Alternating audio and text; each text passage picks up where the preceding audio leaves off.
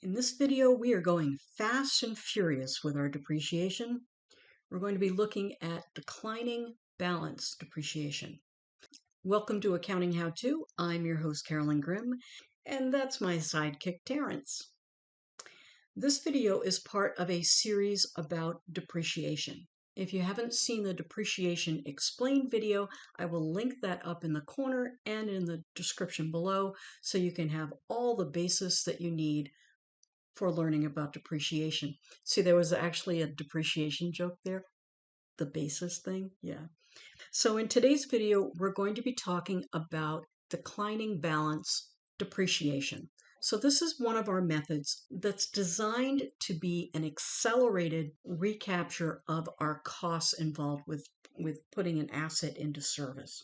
So declining balance is a depreciation method that is meant to be an accelerated form of depreciation, meaning that we are trying to recapture some of our costs early after having purchased an asset. We take more depreciation in the early years and less in the later years. So let's jump into our spreadsheet and take a look at how declining balance depreciation works. Now, for the purposes of this playlist, we are using 3 sample assets. We have a 2015 Ford F350, we have a Hobart mixer, and we have a forklift. For each one of those, we know its cost, we know its useful life, we know its salvage value, and we know how many expected units we have for it, whether it's miles or hours, which we need for our units of activity depreciation. For the purposes of this video, we don't even care about that. So let's jump into our main spreadsheet where we'll go through an example showing how we're going to depreciate each one of those 3 assets using declining balance depreciation. Now, declining balance is different from our other forms of depreciation in that we do not take our salvage value away from our cost. With our other methods, we said cost minus salvage value was our depreciation basis.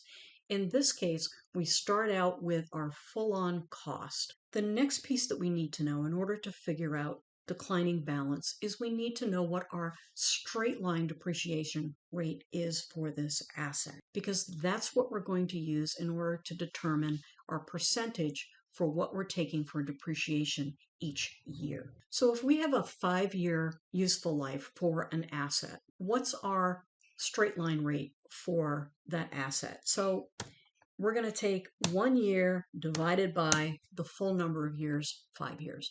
So our straight line rate is 0.2. So every year for straight line depreciation, we would be taking 20% of the cost of that asset as our depreciation expense. With double declining balance, we're now going to take that straight line rate, and guess what? We're going to double it. We're going to multiply it by 2. So every year we would be using 40% as our depreciation percentage. If it is 150% declining balance depreciation, we're going to take our straight line rate and multiply it by 1.5. Now, in the case of our first asset, we have a 7-year property. So we're going to take 1 divided by 7 times 2 because we're going to do double declining balance as our depreciation method. So we're going to take 2 times our straight line rate, so 1 divided by 7 times 2, and that gives us 0.2857 rounded, so 28.57%.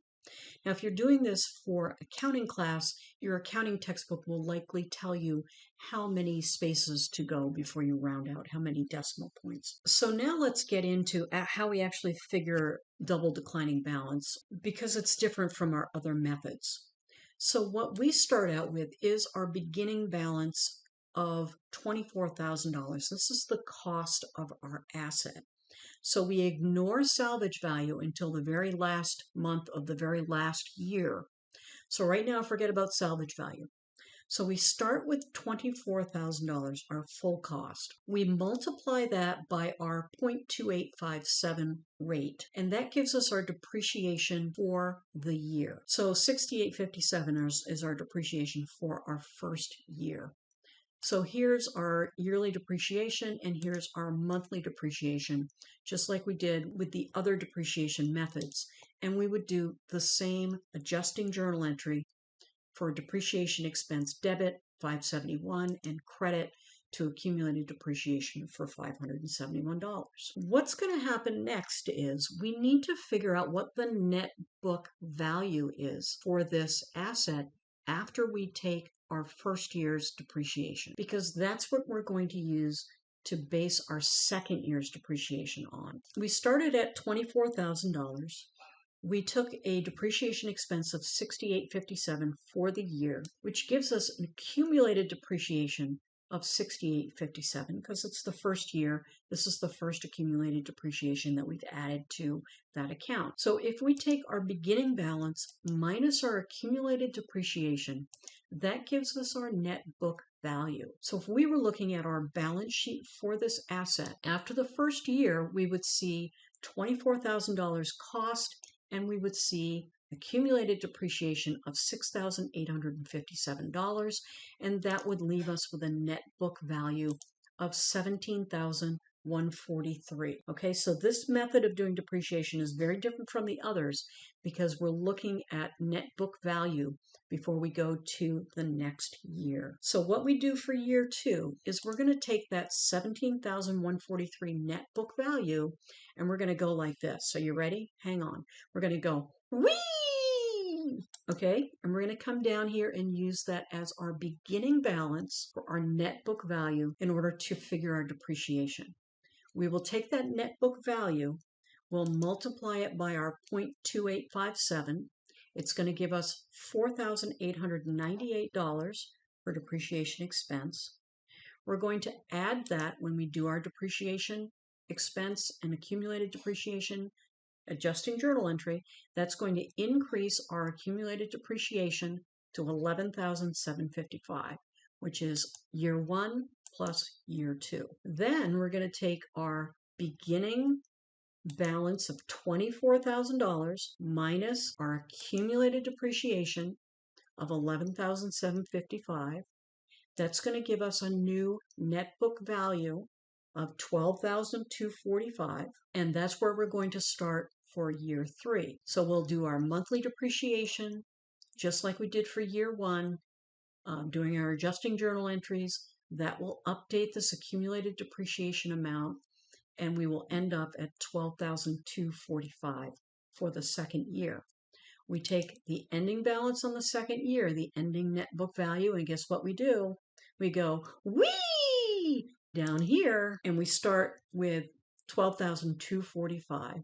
We apply that 0.2857, and we do the same thing over and over again, always starting the new year with our net book value from the previous year. Then we roll on down to our 7th year for this asset. If we do our 0.2857 times our beginning balance, our net book value, what that does to our accumulated depreciation is it takes it to $21,723, which leaves us with a net book value of $2,277. What's our salvage value? It's $2,000.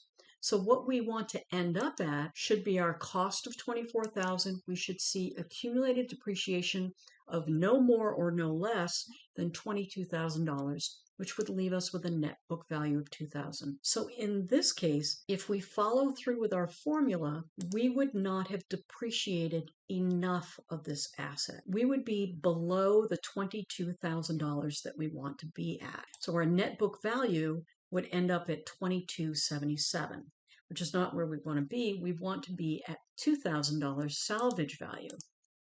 And we want to be at a total depreciation of $22,000. So that means that in that last year, we are going to increase or decrease the depreciation amount so that we end up at our salvage value. And this is something that accounting textbooks will try to trip you up on every single time. Don't fall for it, okay? Do not over or under depreciate your asset. When you're all done depreciating this asset, you should be at the salvage value, whether that's $2,000 or zero. So in this case, we need to increase our depreciation expense for that final year. Rather than doing $911 for depreciation, we're going to do $1,188 to make up for that $277 that we needed to depreciate to get to the salvage value. So don't fall for that trick, that old accounting textbook trick. They've been pulling that one for centuries now. Let's look at our Hobart mixer. So with our Hobart mixer, we start out with our $5,000 cost. Our Hobart mixer has a 5-year useful life. We're doing 2 times the straight line rate. So 1/5, 20% times 2 gives us 40%. So we're going to take our beginning balance, our cost, times our 40%, gives us $2,000 in depreciation expense for the first year. Our accumulated depreciation so far, $2,000, gives us a net book value of $3,000. So we're doing our monthly depreciation just like we did with all the other methods, and we're going to do those adjusting journal entries every month for 5 years. So let's come back here. We've got our $5,000 beginning balance. We've got $2,000 in depreciation. Our first year accumulated depreciation is at $2,000. So we take our cost of $5,000 minus our accumulated depreciation, gives us a net book value of $3,000.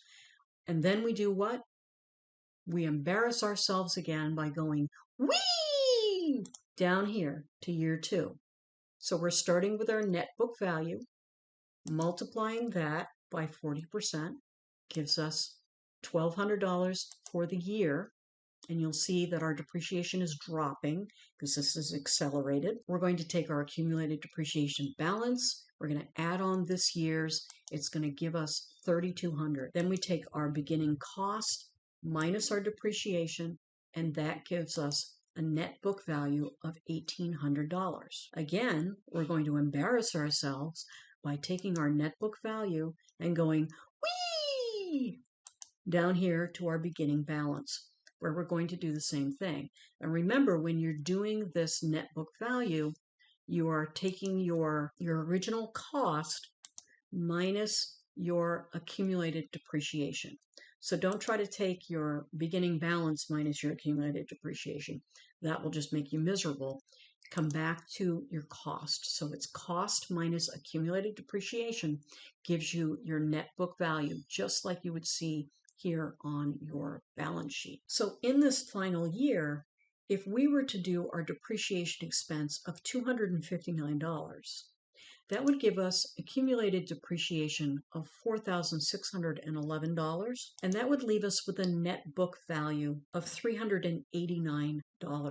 Now, what should we be at? We should be at a net book value of 0 because this asset has no salvage value. So our salvage value should be 0. Our net book value should be 0. So what we're going to do in that last year, we're going to adjust our depreciation expense to what it needs to be to get us to that $5,000 mark that we want to be at for our accumulated depreciation. So rather than taking $259, we're going to take $648. And that's going to bring us to where we need to be as far as our final balance sheet number. We'll have our Hobart mixer cost of $5,000. We'll have our accumulated depreciation of $5,000 and our net book value of 0. Now let's look at our third asset. This is our forklift. Has a cost of $8,000. It has a useful life of 5 years, and it has a salvage value of $500.